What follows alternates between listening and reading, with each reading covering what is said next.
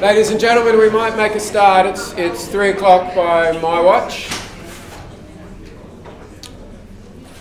So I'm reliably informed we have a large number of people streaming in. So I appreciate you taking the time to come here today or stream in from wherever you're streaming in, whether it be any of our clinical schools or on here on campus. So welcome everyone. For those of you that don't know me, Jonathan Pheasant, General Manager of the Faculty of Medicine. Before I start, I just want to customary to pay my respects to the Bedigal people, the traditional custodians of the land upon which we meet today. I pay my respects to those elders, both past and present. And I also want to extend my respects to any Aboriginal and Torres Strait Islander people here today. So this afternoon, what I would like to brief you all on is the workplace change implementation. So as you know, we've been involved in quite a comprehensive process to get to this point. A process that has started, well into last year, all the way through, and certainly has ramped up in terms of the activity over the last few months. I don't want to spend a whole lot of time talking to slides. I think the best use of time, of course, is always any questions that people have in the audience. But I guess also most importantly, I'm conscious that after this meeting, like the workplace change proposal process, the paper will be released. And once the implementation paper is released following this meeting, I'm sure you'll have a whole lot of thoughts, questions, etc. bubbling through your mind. So I don't want to necessarily stand in front of that. I think it's important I give you a bit of an introduction to things and then actually let you get on your way, send out the implementation paper, and then we can follow up post that to really to answer any particular questions that you might have. Okay? Before I get started into the slides proper though, I just want to acknowledge the incredible work that the entire faculty really has done to get to this point.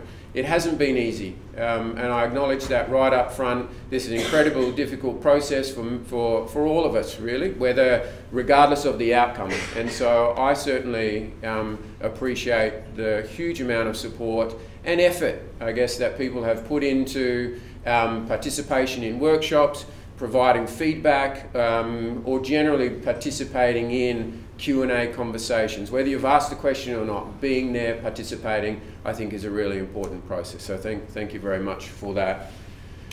Just quickly on the briefing. So I want to talk at a relatively high level to the consultation process and the feedback that we received from a large number of people, a summary of that feedback, and give you a sense of some of the actions as a result of that feedback. I think in the last conversation, I talked a lot about it's a proposal, there's consultation, we want to receive feedback, there will be changes, and I think you will see during this conversation and certainly in the implementation paper, there's been a significant number of changes that were sort of originally planned in our workplace change proposal. Okay, and so again, thank you very much for that consultation. I'll talk a little bit about the agreed structures. I won't be showing organisational charts. I think it's best to see them either on your screen or in hard copy. All of the final organisational charts are listed in the implementation paper. And I want to spend probably a relatively significant amount of time talking about the next steps, the recruitment process, the approach we want to take in terms of the transition, to really give people a sense of, okay, well, once the implementation paper is released today, what's next for me? Okay, whether actually you're looking to apply for new roles because you're in a disestablished position, or in fact you've been retained in a position, there's still a whole series of next steps required in order to us to ultimately get to the kind of final position for medicine and really kickstart in terms of the new structure and the new service delivery model. Okay. I don't want to dwell on this, but I do think it's important that we just remind ourselves, how did we get to this point and why did we undertake this significant amount of work, okay? So the it is about investing in our staff. It is about ensuring that we have our staff feel recognised and supported, and we have the positions available for people to move into. It is about looking at addressing a range of resourcing issues across our schools, centres and institutes. Okay? You would have seen, just simply by seeing the organisational charts in the current state, the variety of resources that we have, the variety of different structures that we have across the entire faculty. And this process has helped address that, and the implementation really moves forward where we have some consistency, not only in the structures, but our positions, the responsibilities of those positions, and the classification of those positions. Okay? It is about looking at, can we actually consolidate the common activity? We already provide some shared services, but can we do more in that space? Are there other opportunities for look at kind of shared services within the faculty to support our research and our teaching that occurs across all of our locations? Okay? So all of these things have been looked at as part of the workplace change process. Okay? But how did we get to this point today where we're sort of about to release the implementation paper? Okay? So you recall we had a significant amount of work to look at the current state. So understanding, what do we do today? What's the breakdown of our work? What are the positions that we have in place? And what's the effort allocation associated with that? Okay? We then looked at, well, what's the proposed future state? What could our target organisational structure look like in the future? What are some opportunities that we can work towards? What are some challenges that we can address as part of that future state? Okay? Once we've got those two worked out, we can then look at, okay, and what's the impact then on people? Okay, if you look at your current state and you look at your future state, you can then understand, what does that mean for the people in positions? Okay, what are the changes to their particular roles, if any, and how do we make sure we kind of transition appropriately into the future state? The workplace change proposal was released on the 8th of August. Okay, that was a significant document, 75 pages long, had a huge amount of content in it. And that process really triggered the consultation. So it was originally deemed to be a 2-week consultation process. It was extended for another week, and then we had a period of time to actually look at all of that consultation and obviously land on an agreed structure for medicine, and that gets us to this point today. Okay? A huge amount of work, and I've condensed that into one slide, into about a couple of minutes worth of conversation, but there was a huge amount of effort wrapped up in all of the workshops, in all of the conversations. Nearly every single staff member undertook an individual activity allocation, so a huge amount of investment from everyone to get to this point today. So, what were some of the main kind of themes, if you like, or actions arising from the consultation feedback? So medicine itself, for the faculty workplace change, had 58 responses in terms of feedback. They either came from individuals or came from collective groups, so a school group or a consolidated group of individuals providing feedback through to the workplace change process. Okay, so a significant amount of feedback. There were some changes to the structure, okay, predominantly related to the reporting lines and classification, but based on the feedback, we looked at the structure in more detail and we saw some very obvious changes that we needed to make, okay? Likewise, we had to make some changes to positions that had been previously disestablished as part of the proposal, okay? And through the consultation process, we've been able to retain 10 of those positions. So 10 positions that were previously disestablished have now been mapped into positions, or retained in positions in the future state. Two positions that were retained have been disestablished, okay? So remember, I stood up here and I said that actually people that have been mapped, it might mean that they might be disestablished as part of the consultation process, and we had 2 in this case, okay? There was probably the overwhelming theme, not only within medicine, but across the university, was a huge amount of feedback in relation to our position descriptions, okay? A large amount of questions in terms of We don't understand the responsibilities that are listed here. We think that there are some gaps in the position descriptions in terms of, particularly out in our clinical schools, particularly in relation to the interaction with New South Wales Health or our hospitals or our conjoints, etc. Okay? So these are all really important points that are missed, that were missed as part of the workplace change proposal that we've attempted to rectify as part of the consultation. Okay? And so when you go, when the portal opens this afternoon, you'll go and see the position descriptions. I'd like to think you'll see that a significant amount of rework has been done to those PDs. Now, of course, PDs can only sort of operate at a certain level, okay? If we captured every single thing, then we'd have PDs that would go for pages and pages.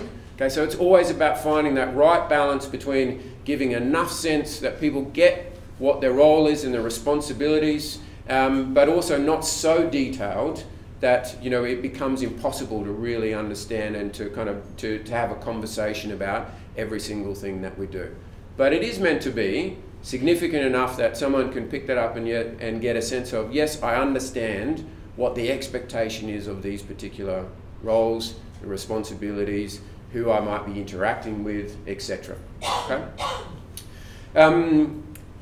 There was a lot of questions around the transition. So how is this going to work? Okay, how are we going to move from where we are today to the future state? What is that going to mean around recruitment? What about people exiting? What are the timings associated with that in terms of the recruitment? Okay, so there'll be some information that I'll provide later on in this presentation and in the implementation plan, but we really now start to kickstart the transition process. And there does need to be quite a separate plan to support that, okay? Because it's a significant undertaking that we have now in terms of transitioning to the new state. It's not as simple as saying, well, once we get people in those positions, job's done, everything's fine. Processes will need to change, systems will need to be updated. We need to have an agreement about how will teams work together now, particularly if we're moving to a shared service. In some aspects, we want to understand, what are the service standards? What can we expect from those teams? How do I hold those teams accountable? As a customer of those services, what am I expected to do? How do I escalate things, etc.? So all really critical things that we will be developing as part of the transition plan. Okay, it's important that people can understand that, particularly when we move into the new model and go live. To quickly recap some of the main kind of structural elements of our new structure. Okay, so this might be familiar to people that have sort of the last presentation or reviewed the presentations that are up on SharePoint. So the feedback coming through didn't fundamentally change the kind of intent of the organisational structure in terms of the future state. Okay, it still had a focus on creating a capability, a shared capability about educational development support. So grouping capability that exists across our schools, centres and institutes in the faculty, and creating this team that can support the entirety of the faculty. Looking at our laboratory managers who already are essentially a shared support across our lab-based research, and making sure we join all of the bits to that. Okay, make sure we have all of the areas covered, because again, it's about getting a greater capability by pooling those resources and delivering that model. Likewise with our technical assistants. Okay, stands us in a really good stead when we start to have conversations with our colleagues in engineering and science to look at this entire precinct and the way that we deliver sort of laboratory-based research support, because we already have that kind of ideal model set up to do that. In terms of the alignment of functional areas, really important to me that we start to kind of not only identify roles that are delivering activities and functions, but start to work with those teams, start to pull together and benefit from the kind of the power of being a cohort. So education support, teaching support, being able to pull together people from across our clinical schools and schools on campus and actually say, we're actually one part of the faculty here. We deliver teaching support across our 2 undergraduate programs and across our postgraduate programs. It's really important that we start to kind of work as a team. Can we share processes? Okay? Understanding the differences across all of our clinical schools, but also looking at what is common and what's important and where are we delivering some really positive stuff. Okay? And I think there's some benefit to individuals when they're part of not only the school cohort, but a part of education support cohort, a functional cohort within the faculty, and I guess across the broader university. This has kind of been a really important point to me. And extends into research support, and particularly into our HDR support, so our postgraduate researcher, a space that I think medicine has a massive potential in terms of our postgraduate researchers. How can we support them better? What are some great things that we're doing in our schools that we can all leverage and pull that group together? And we've been really quite particular when there's enough volume in the schools to make sure we have dedicated resources supporting those particular, our postgraduate researchers. And then I guess broadly looking at our administrative support across our schools, centres and institutes and the faculty. Can we leverage on what really amazing stuff we do? Can we actually help each other across the board? Can there be a sense of actually a community in terms of the administrative support that we provide across all of the faculty, regardless of location? So a couple of sort of points in summary here in terms of the agreed structure, and I've covered most of these, but it is about looking at our specialist education support, our specialist research support, to look at all of our either lab-based or our undergraduate and postgraduate programs and courses. Consolidation of activity. But a couple of really key things that this whole process has allowed us to do. It has allowed us to kind of create additional capability and capacity in some areas that I think we've been missing or we've been kind of under-resourced in. And that's in terms of our analytical support across education and research. The analytical support to help make the right decisions, okay, and trying to beef up that capability to really grapple with kind of metrics, market research, all sorts of things that have an impact on the teaching that we do, the research that we do to help inform decisions there. Okay? And creating some really quite senior capability to support our academic leaders, our heads of schools, our faculty executive team in terms of the teaching support, the education support, program reviews that we're undertaking, looking at our courses and our programs, looking at our research and research opportunities, etc. Okay? Hugely important for the faculty. Okay, I wanted to also cover a few slides here around IT. So IT has also been part of this workplace change, but just running in a slightly sort of parallel process to education support, research support, and general administration within the faculties. But nevertheless important, and all of our IT colleagues across the faculty, regardless of location, have been part of this process, working with, I guess, the central IT colleagues as well, looking at the way that we deliver IT across the university. Okay, some really similar points raised in the feedback process across all of IT. So this is the IT teams across every single faculty and our divisions. Okay, so again, position descriptions were raised, clarity around roles, responsibilities, reporting lines. Okay. This process, in terms of the proposal, was for the faculty and divisional IT support to shift and report into the central IT, so you had a consolidated one IT capability across the university. Really important. And in terms of the implementation, that is where we've landed, where we want to create a single central IT capability, still having capability embedded out in our faculties, our schools, our divisions, but actually all reporting into the one capability. Huge amount of significant benefit that comes from doing that without losing sight of the kind of specialist technical support that is required, particularly in our kind of larger research intensive areas that might have their own data servers, their own research IT requirements. And so it's essential that we have that specialist capability, but actually you can still deliver that within a central IT function. Okay, and hence why you might have scenarios around dual reporting lines. This is becoming increasingly common across most kind of organisations now, where you have sort of matrix reporting lines fundamentally to the business that you're supporting, but also to functional areas. Okay, and I think will evolve over time in terms of those reporting lines. The final point I wanted to pull out here was in terms of the specialist technical support capability. So in the proposal, this sat within another kind of function within IT.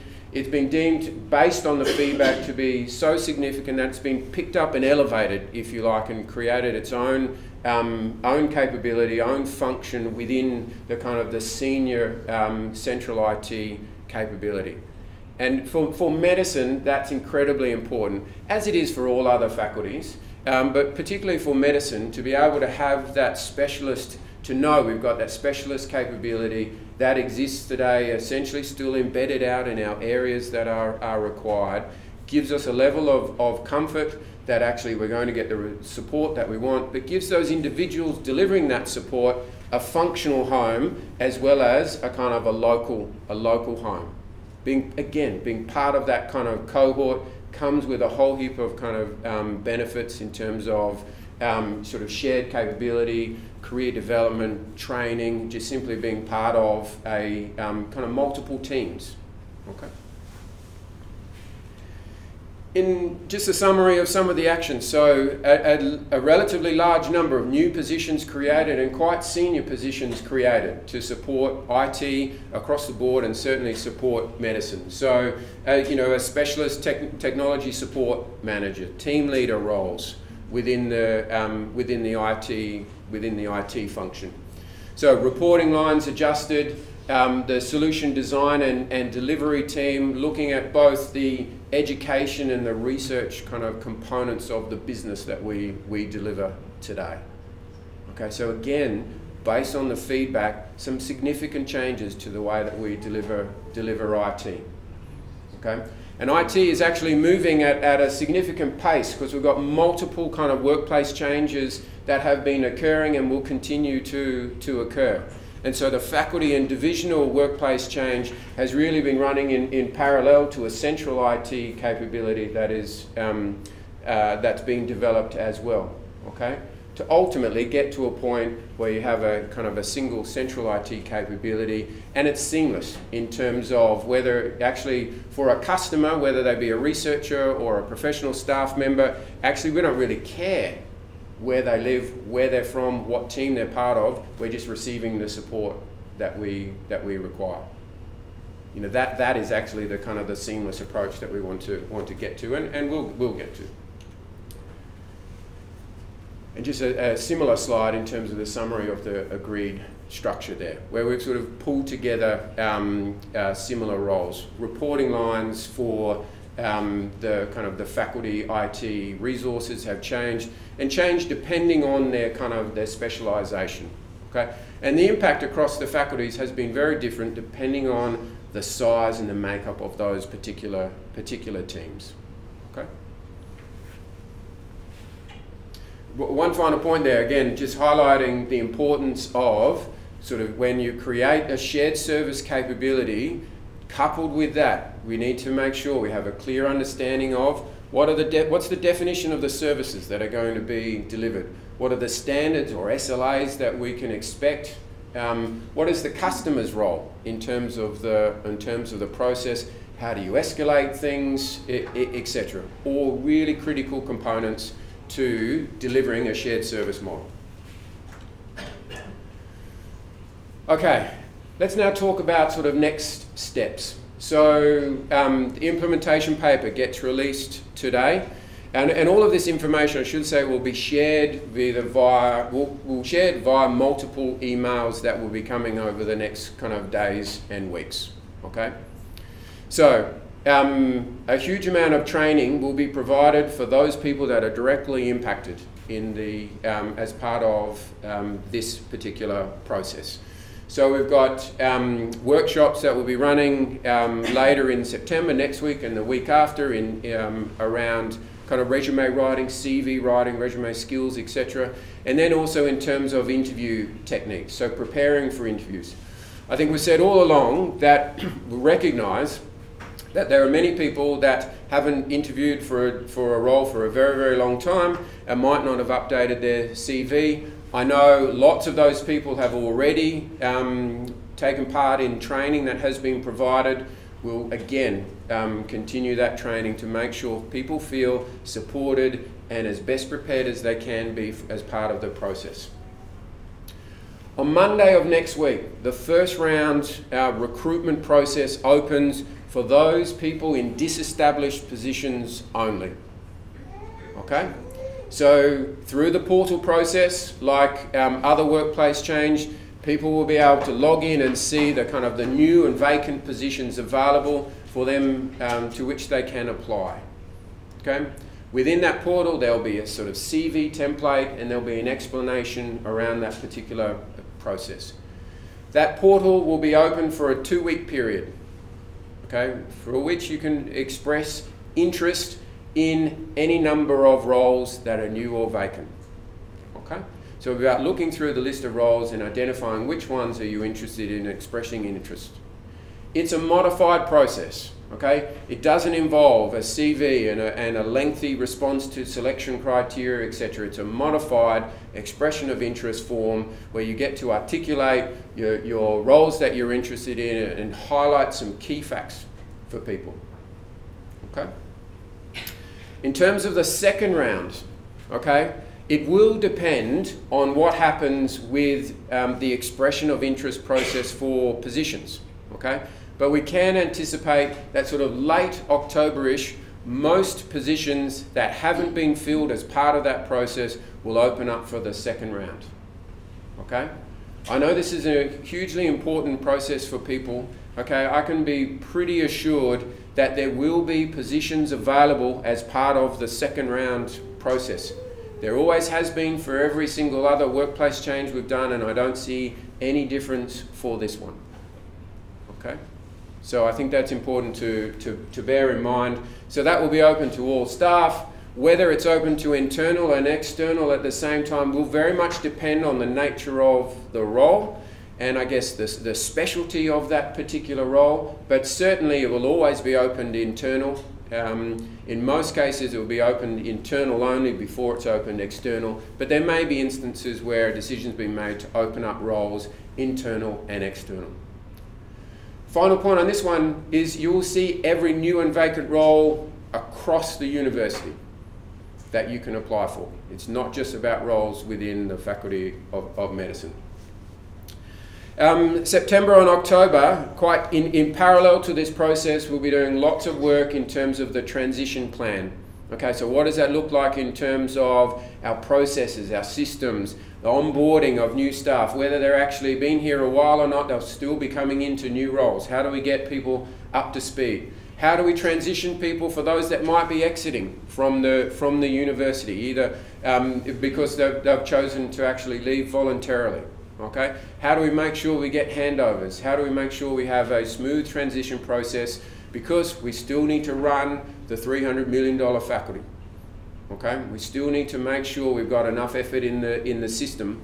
And quite separately to this, we will have additional transitional support. So where there are gaps, we need to fill those gaps. Okay? And the best thing to do is probably fill them with some temporary support. Okay? Where we have those gaps. And that'll be on a case-by-case basis across the schools, depending on the requirements within those particular schools, centres, institutes, etc. Okay? I'm anticipating that by late November, we should have most positions filled. Okay? We should have a pretty good understanding of the impact across all people. Do I think we'll still have some vacancies across our positions? Absolutely. Okay, but I'm hoping that we'll either have most people filled, people have made a decision about what they want to do in terms of applying for roles, accepting roles, etc., or in fact leaving the university. So late November, and we will have a good sense then in terms of what happens post that. Because I'm not anticipating there'll be much activity across the December and January period. we will sort of kickstart things again for any kind of new or vacant roles towards the middle of end of January, realistically. So we can actually, you know, as much as possible, enjoy the shutdown period. Let me talk a little bit about sort of recruitment and timing now. So as I said, the portal will open 18th of September, Monday, okay? An email will be sent out. There'll be a link to the portal. Only people that are in a disestablished position will have access to the portal initially, okay? That's been a process that we've run consistently across all of the workplace change processes to date, okay? They'll be able to see their roles. That's a two-week process. If we just sort of talk about some scenarios now, if there are some positions at that end of that 2-week process that there's been no expression of interest to whatsoever, okay, we will then start the second round process from that date, okay? So as soon as we know that there is no internal expression of interest from staff that are in disestablished positions, we will kickstart another process and either open it up internally from a second round or open it up internally and externally at the same time. Okay? Can I ask a question? The second round recruitment process will be the same as the merit case? No, it won't. So the question was, in terms of the second round process, will it look the same? It won't for every single position. It might for some, but for some positions we might just choose to actually adopt a quite typical interview-based process. Okay. A new process as part of the, I guess, the selection process that has been introduced very successfully through the external relations workplace change. And some of you might be familiar with this process through your other roles, etc., is what's called sort of assessment centres. Okay, so this is predominantly looking at behavioural interviewing. Okay, this is looking at the UNSW behaviours and how well do people reflect those assessment centres through individual and group activities. Okay. So I have no doubt there are lots of questions about this, and there's a huge amount of information that will be provided in terms of prepping people for these assessment centres, okay? Let me just be clear though, these assessment centres, they're not a culling process, okay? It's not about saying actually you can't get past, if you don't get past the assessment centres, you can't continue on. It's about looking at how well do people demonstrate UNSW behaviours. They're a very statistically sound kind of recruitment process. They're used across the board, and what they allow us to do is to sort of accelerate the process so we can get people into positions as quickly as possible. Okay? But again, there'll be lots more information to follow about these particular assessment centres. By moving through this process where we're actually looking at the CVs, okay, we're looking, we've got outcomes of the demonstration against the behaviours. What that means is our interviews can be a lot shorter, a lot sharper, and less about actually the technical capability, because that's been deemed a given because we've looked at the CVs, and more about the fit, more about what's really important. Can this person work within this particular school? Can this person work with this school manager, the head of school, the team leader, etc.? Okay, that's the really critical stuff. Typically, we spend lots of time in our interviews asking sort of skill-based questions, but actually the bulk of what we do in interviews is actually look for the fit. Do we think this person actually kind of gets us? Do you think this person is someone that really kind of gels with our culture and we can work with, etc.? So let's actually have interviews that look at those things, okay? And they can be formal, they can be informal. The faculty will lead that process, okay? I do want to reiterate, though, that this is not about, schools won't just be given people, okay? Schools, centres, institutes, heads of schools, academics will be part of this process, okay? If there is an EA position available to support an individual or a head of school, etc., then clearly that head of school is going to be involved in that process. Okay, an ultimate say and sign off in terms of, yes, I believe this person's best for this particular role. Okay, It is a different process, okay, but it's worked extremely well in external relations. It's been really positively received and allows us to kind of move through huge volumes, okay?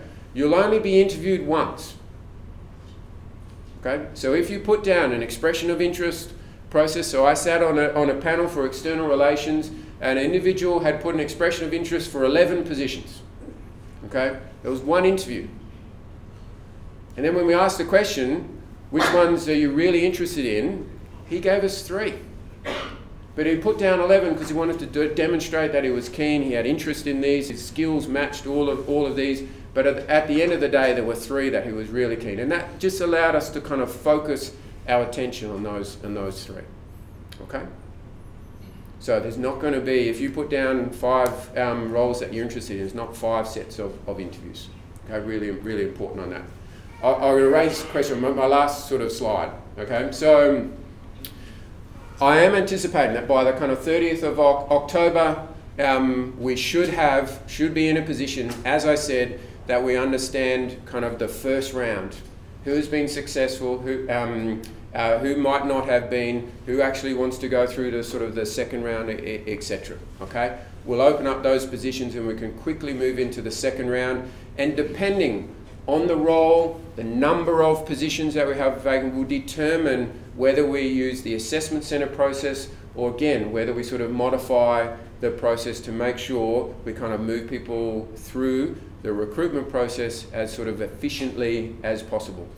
Okay, this is trying to reduce the burden on people, reduce the anxiety levels, and give people, you know, the opportunity to best demonstrate their capability, and ultimately, you know, keep people here within the faculty. Okay, my final slide, I just want to reiterate, then I'll open it up to questions. We're going well in terms of time. So there is a huge amount of support available for people across this entire process. So just because we've kind of reached the point where we release the implementation paper doesn't mean the support suddenly stops, okay? Huge amount of support available, either directly from your managers, directly from the HR team, okay, directly from supervisors or your peers. Really important we tap into that, okay? Employee assistance program is available, and I know has been well used by people, okay? There's absolutely no shame in actually picking up the phone and requesting time to meet with these people to talk through stuff. These are experts in this, and so we should take advantage of that because it's actually an independent voice that we can talk through, share things, etc. Okay? There will be and continue to be briefing sessions. Okay? So these briefing sessions will either be at a faculty level. We'll have one on Thursday where we'll open that up a bit more broadly to talk to whoever is interested, but also run them at a school level or individual level. Okay? I have no issue with people reaching out to me directly, which they did as part of the consultation process, or in fact we deal with that through the school process, meeting in small groups, etc. Okay? Invest a huge amount of time in making sure people understand the process, ask questions, get all of the information that you need in order to make the right decisions. Okay? The intranet site is available, it's continued to be updated. There are all of the presentations, FAQs, information. You'll also have the SharePoint site, which has a huge amount of information on it as well in terms of this presentation, the papers, the PDs, any other information that's available to support individuals as part of this process. And I mentioned the training that will also be available. Okay, no harm. Even if you invest sort of 2, 3, 4 hours, whatever it is, and you take away one thing, in my mind, that's still worth it because it's given you the bit of information that you need in order to kind of help you make the decision. Okay, I'm going to take a pause there. I think I had, Kristen, your question. I'm going to just repeat the question so people streaming can hear, and I'll attempt to give the answers as detailed as I can. So if you're applying for positions across multiple faculties, is it still only one interview? So yes, the intent is that actually as part of the interview process that we want to make sure that the panels have the appropriate representatives depending on the particular roles. There might be instances though where you actually have follow-up interviews. So if you're applying for a particular role in engineering, the panel might be the same, you might be recommended for a position, and then the head of school of a school within engineering, or the research support manager or the GM will then have a follow-up conversation, okay? It's about trying to streamline the process so people go through as fewer interviews as possible, but make sure they give the best chance to kind of demonstrate their capability. Can I guarantee that people will have only one interview and one interview only? No, I can't, because I think there will be instances where particularly if you've got a skill set that actually can fit across sort of research support, teaching support and general admin, we might actually have sort of stream that, and you might actually have different interviews because you're cutting across quite different functions. But if you're contained within a single function, I think it makes sense that we can probably consolidate that, and actually then, you know, it's about providing recommendations to people. Other questions? Ken? I go on leave on the 23rd. Yeah. So how am I going to be interviewed? Yeah. So people go on approved leave, people are on maternity leave, so we need to actually give people all of the opportunity to put in their expression of interest. We've got people away right now, okay, and they're away for the entirety of the expression of interest process, okay? We'll be treating everyone as if they are here today. If you can't make interviews, then we'll extend them. So the panel I was on, we had 3 Skype interviews and 5 face-to-face interviews in one day. Guy was calling in from Disneyland. Right? So I'm not suggesting you have to do that, but actually it's about giving people the opportunity. We will be treating everyone as if they are here today. If you're on approved leave, whether that's sick leave, annual leave, maternity leave, you need to be given the opportunity as if you were here today. It'll be on a case-by-case basis, okay? And we might need to sort of change the timings, delay the process somewhat, or give people an opportunity. You won't be disadvantaged as a result of being on leave. This is not a case where you race out and cancel your leave, right? Actually, you need to keep the plans. We need to go on leave, okay? And actually give people the opportunity and all of the information, yeah? Mike? What if there's a problem, or you perceive a problem with the revised PD? Well, I mean, I guess the PDs are actually evolving all the time. They should, right? And this is probably part of the issue of why we've got to where we are today, because when we open up the PDs, they either, well, in some cases they didn't even exist. Some were 10 years old plus. So PDs need to evolve as jobs evolve, okay? Particularly when we work in really quite dynamic environments, okay? We think that we've got the PDs right. We'll probably be kind of working with those PDs, but if there are still fundamental issues, like we would today, we would look at those individual circumstances, okay? But if you're external and you're applying for a job, okay, and you get access to a PD, you don't know, that's all you accept. You're on kind of face value accepting that PD, okay?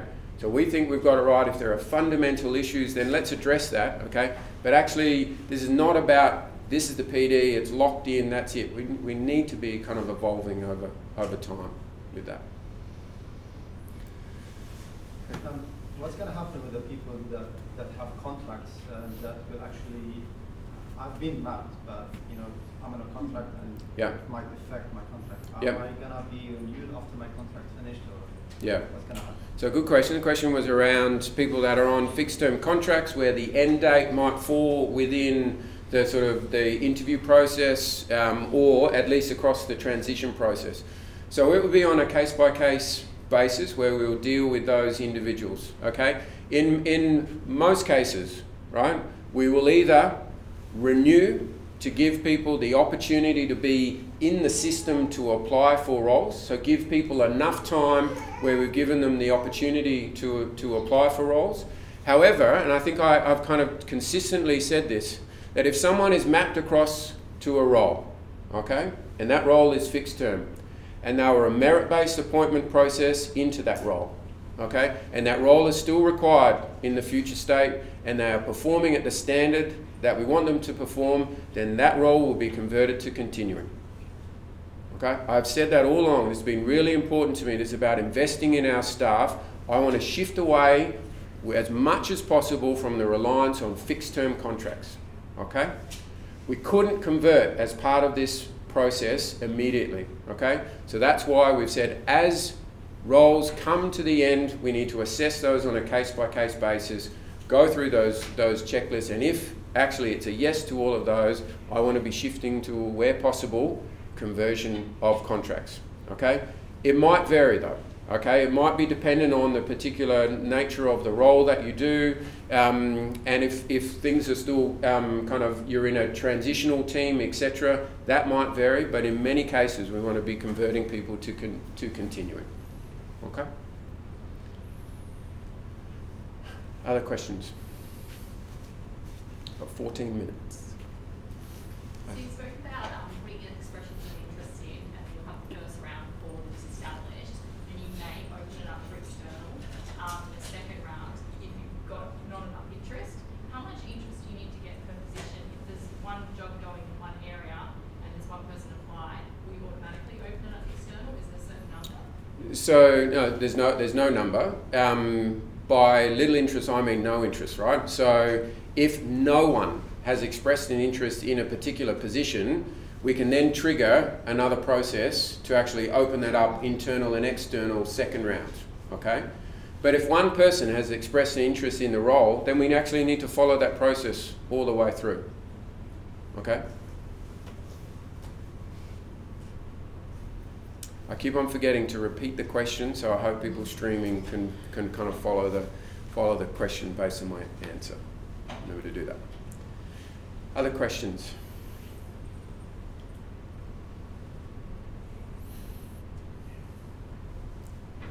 No? Gone. Okay, look, I will draw it to a close then. Just a couple of things I wanted to reiterate.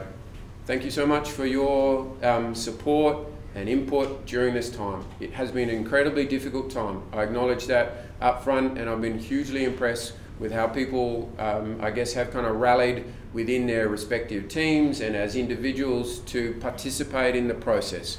Not easy, okay? So thank you very, very much. The feedback has been extensive, and it's allowed us, I think, to get to a really good point where I'm hugely confident with the model that actually appears in the implementation plan, and I guess the possibility, the potential for medicine moving forward, okay? We still have a process to go though, okay? It is still about now moving through the recruitment process, okay? For those people in disestablished positions, actually moving people into new roles as they go through the process and are successful as part of that particular process. But there are also people that have been retained that also we need to consider. What is the changes in their particular roles? How does it impact them, okay? So it's certainly not all attention on new and vacant and we leave alone the existing, okay? It needs to actually move in parallel, because ultimately as part of the transition process, it's about looking at all of the functions across all of the schools, centres and institutes. Take every opportunity to ask questions, go to training, seek information in order to have all of the information available for you to make the right decisions, okay?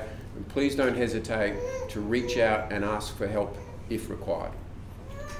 Thank you very much. Enjoy the rest of your afternoon. I appreciate your time. Thanks.